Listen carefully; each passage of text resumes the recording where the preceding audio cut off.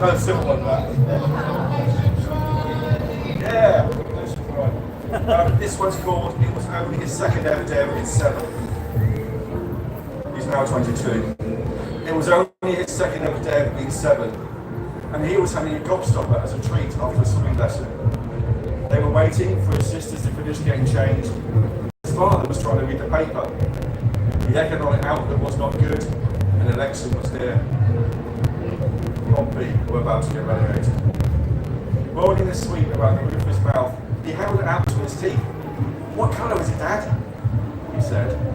"Red, the colour of lava spewing out the earth, or that Kit Kat wrapper," his father replied, pointing towards the floor in the middle of the corner.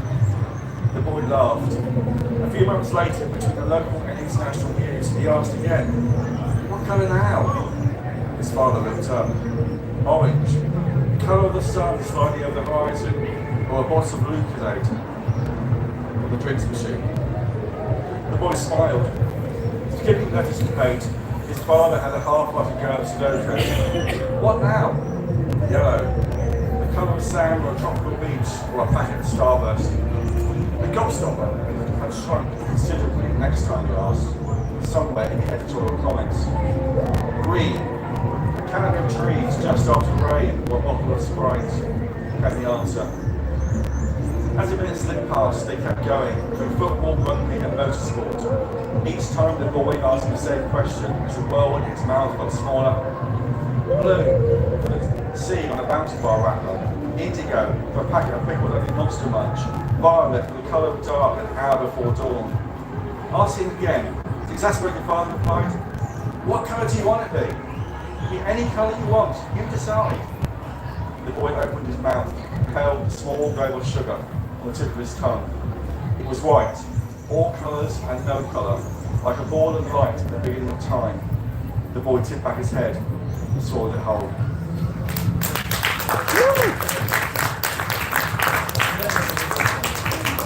So as I mentioned, I love football, I go to Pompey a lot. I'm going tomorrow, we get thrashed at West Brom, but never mind. One thing I don't like about football is certain types of fans. And this is one for those who leave early just to avoid the traffic. People leave for other reasons, no problem. That's what they do. You've got reasons, you've got to go. But people who leave just to avoid the traffic, nah. We can see you from 80 minutes on, sneaking out to beat the traffic. The crowds around the concourse that crawl down the Eastern Road. Do you do this when you see a show or film?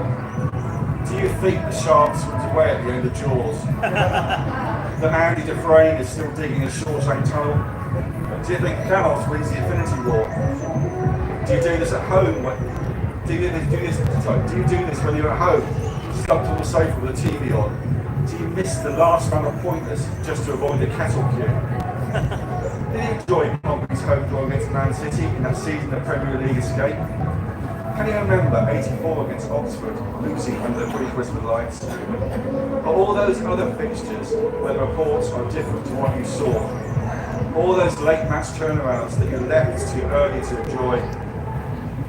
How does it sound from where you're walking, or sitting snugly in your car, as the stadium is flowing to the moment and the roar soars to you through the night? Is save time so really that precious? You choose to miss the chance of this.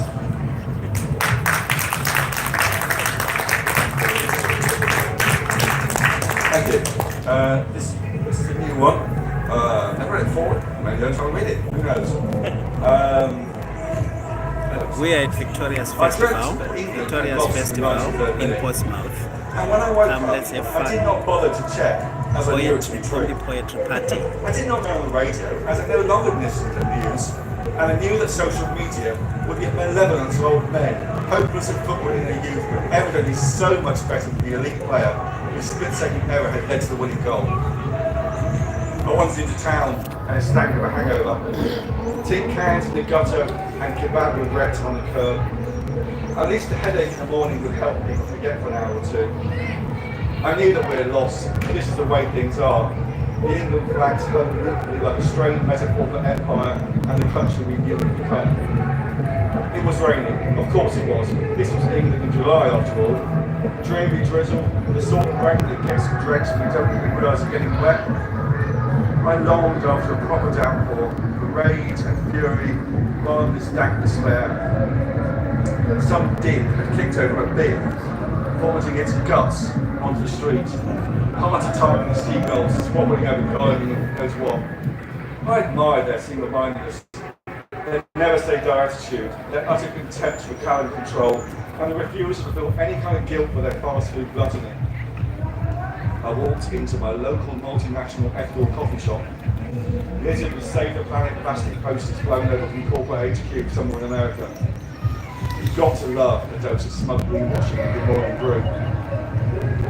Nothing ever changes. Whenever it really matters, England always lose. Politicians and billionaire businessmen take advantage because they can. They know our vote means nothing, and we'll keep buying the stuff they ship. Real choices aren't for little people like you or me, just those who purport to serve. I ordered a triple macchiato over rainfall certified milk, topped with a pile of white chocolate sprinkles. Enough fatty sugar in a single cup to make me comatose for the rest of the day. Sunk in the corner chair, I vacantly watched the sunken-eyed office workers lined up for the daily espresso hit. Then, a young lad walked in and asked the girl on the counter if she'd seen the match. She smiled and she said she had. I turned on my phone and scrolled through the news. England had won. But then I remembered this was the women's team. No 60 years of hurt exceptionalism or hyperventilated media meltdown when they lost a big game. They just got up, went again, and found a way to win the next tournament. Maybe it's something we all could take heart for. Their determination, their resilience, the way they supported each other. Yes, it's a lot of men were still squinting on social media, even more so now in some cases. And billionaires and most politicians will still be self-centered arseholes with fragile egos who would flinch at the mention of selflessness, of true teamwork, of real equality, of liberty. But maybe we could shake things up a little, drag ourselves off the sofa, and give them something to really think about. Here's my coffee, left a decent tip, stepped outside, the rain had eased, a break in the clouds, colours sank new. A throw of water had clothed the tarmac in a silver sheen, as if it were a blessing. Everything glowed beneath the resurrected glory of the sun. It was time to get to work.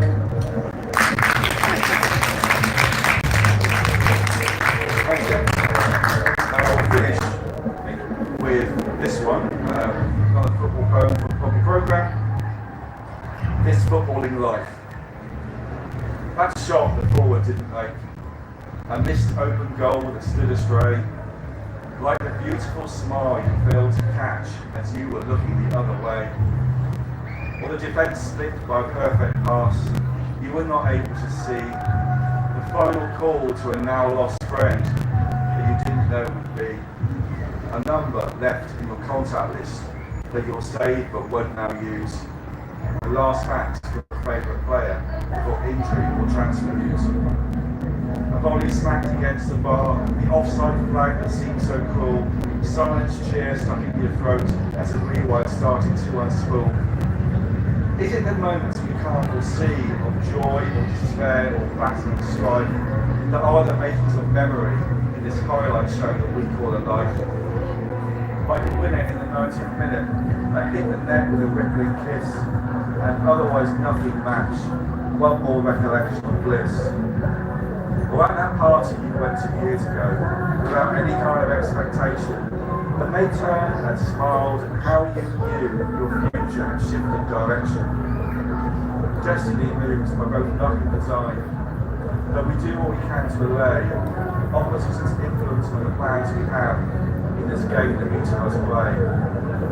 The older we get, the more it is clear, while the ball may seem under our control, the chances of having it taken away until we tackle back, turn again towards goal. Thank you.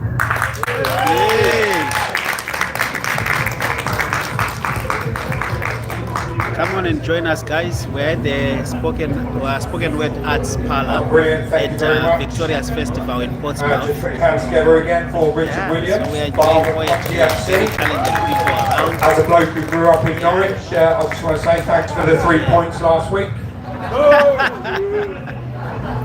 Right, next up we have a queer femme horror writer, poet and lover of all things Gothic. Their poetry dissects technology, capitalism and oppressive beauty standards from a queer feminist perspective and has appeared previously in Pop Shop Quarterly.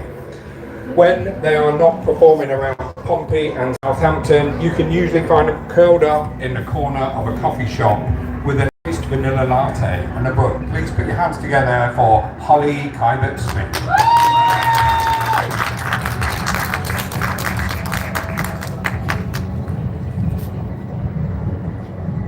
Hello, just a moment.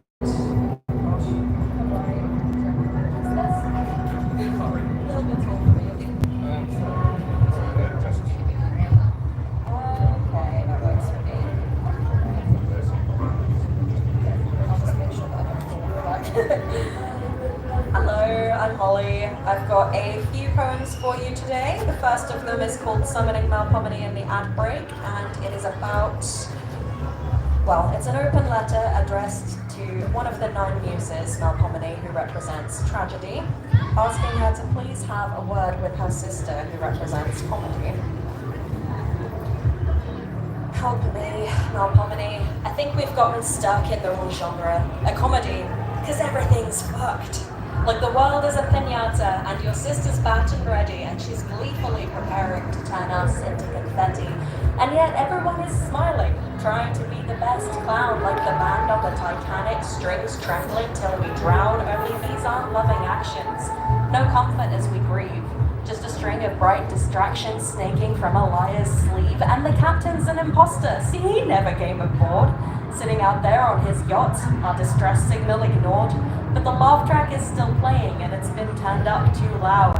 And the audience is saying, we want the next season now, so Melpomene, I need you to sort this whole thing out. Your sister has us dancing, breaking our ankles for clout. We're all at her mercy, we can only make wisecracks, so you need to ask her nicely to give your genre back.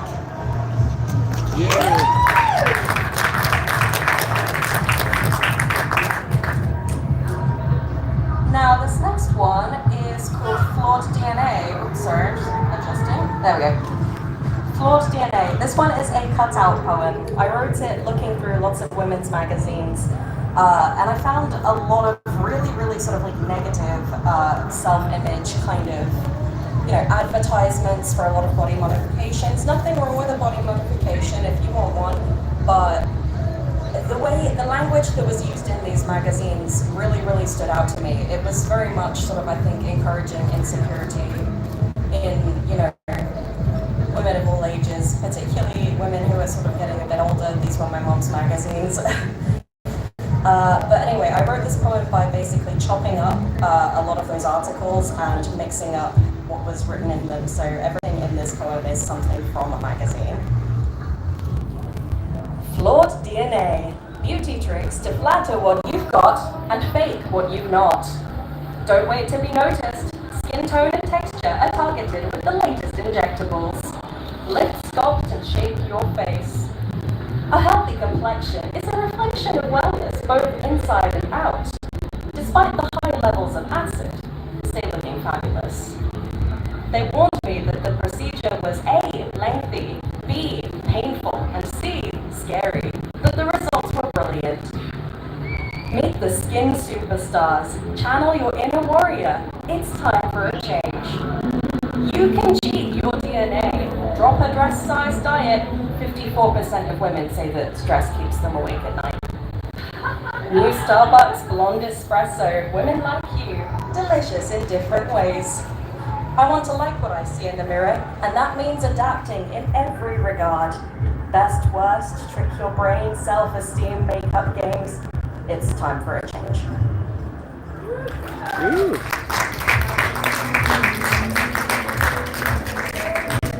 Okay, just pausing to have some water, stay hydrated. Okay,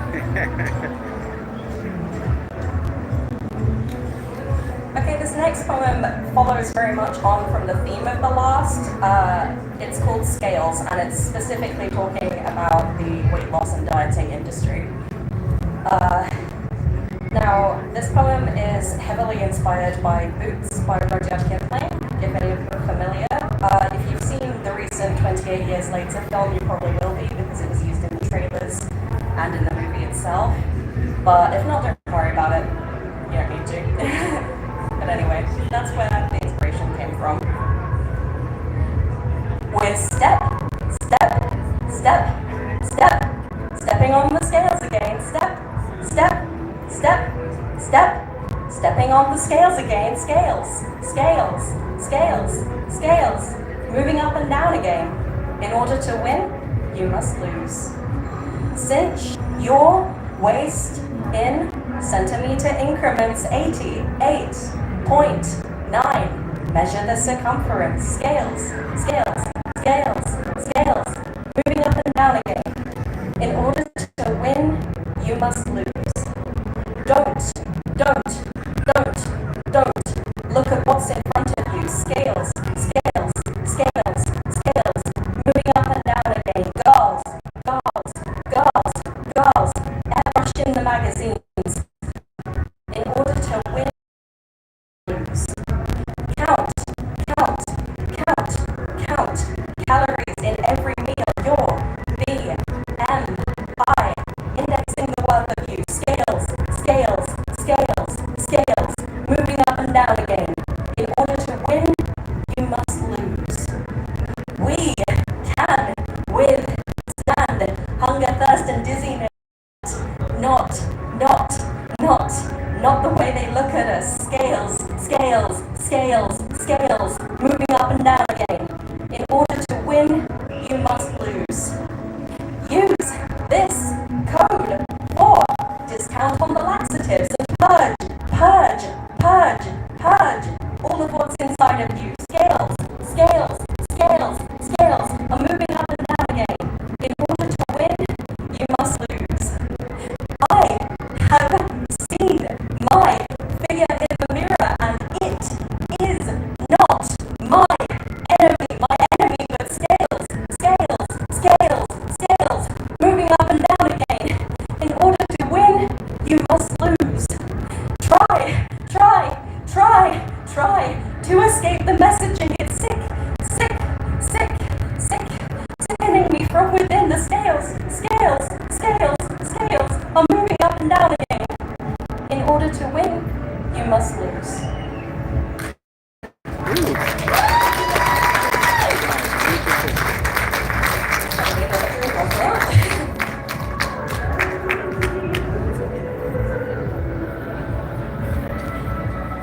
And I've got one more poem. This one is a slight retelling of Frankenstein from the perspective of Frankenstein's wife, Elizabeth. I am the girl with the blood in her mouth, lips like a rosebud loyally closed, thorns in my throat since I gave you my vows I choke, yet I remain doll-faced, composed. Skin of smooth porcelain could never scar, or at least that's what your parents supposed. Beneath the chiffon, my back is marred with crisscrossing red, as you of course know. I am the one who taught your hands to sew, your clumsy stitches endearing to me. You pricked your fingers, bled on your clothes, but learned fast, my body your test tapestry. I always knew there was ice in your veins, tiptoeing jaggedly towards your heart. Feverish fractals converged in your brain. I should have said something, and now I regret each minute I spent fostering your dreams. Surrogate mother to your roaning fret, who howls as he falls apart at the seams. Why did you leave us? I want to shout, firing words too hot for this brittle frame. Instead I burn up from the inside out, goaded by hatred, silenced by shame. I played the angel, loving and tame, watching the ugly breakdown of your soul. I closed my eyes, let you dodge the blame, until nature claimed you with her biting cold. You deserved worse than this merciful end, nature's blasphemer locked up in frost. I did not cry for you, did not pretend you had once been mine. You were born lost. I am the girl with the blood in her mouth, evil's accomplice, half decomposed. Now my bones belong to nature, a house from which I hope someday beauty will grow. Thank you.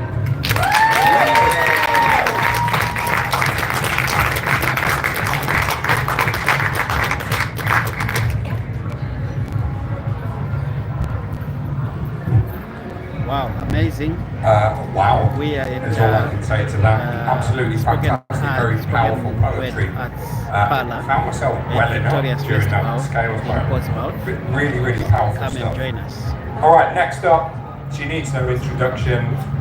If you come to Pompey Poetry Party, you'll know who she is. She's basically the mum of Pompey Poetry Party. I'm not yet first lady, mum, you know, founder of Pompey Poetry Party, and all of this is because of her, and Caroline, of course. Okay, please put your hands together for Cecily Holland. Are you going to sit down? Okay.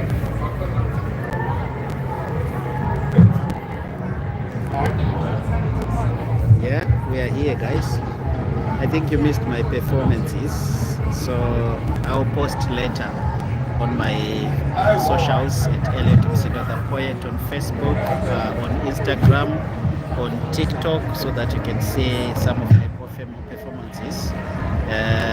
I also have published a couple of collections of poems in one short story, so you can also look for my name, Elliot Msindo, Elliot Msindo, Msindo, on social media. It's Elliot Msindo The Poet, and on Amazon, where you can access my books, it's Elliot Msindo. So join us, let's enjoy poetry, and if you've got any questions, if you need any support, please reach out. I've been in the field for quite a while, so I can have one or two tips if you want to join poetry. It's quite relieving, it's enjoyable, and I like it. Let's continue with our live, and now our next performer is on stage. No, wait, we need to watch the speech. I'm very excited.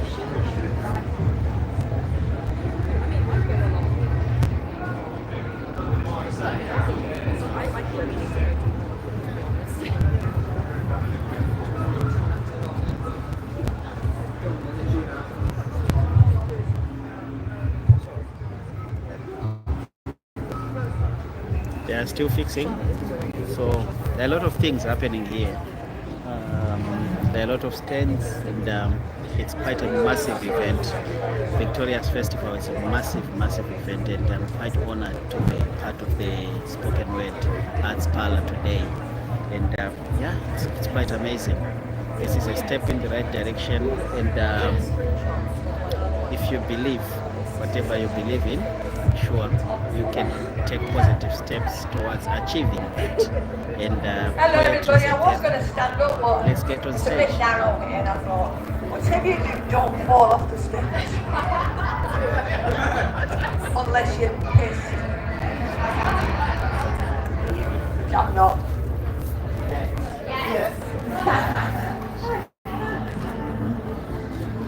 So hello everybody. Alright. And I've got a bit of swearing to start off with. Surprise. And this first poem is called Religion. And it's about my own personal experience of religion. So I don't want anyone to get offended.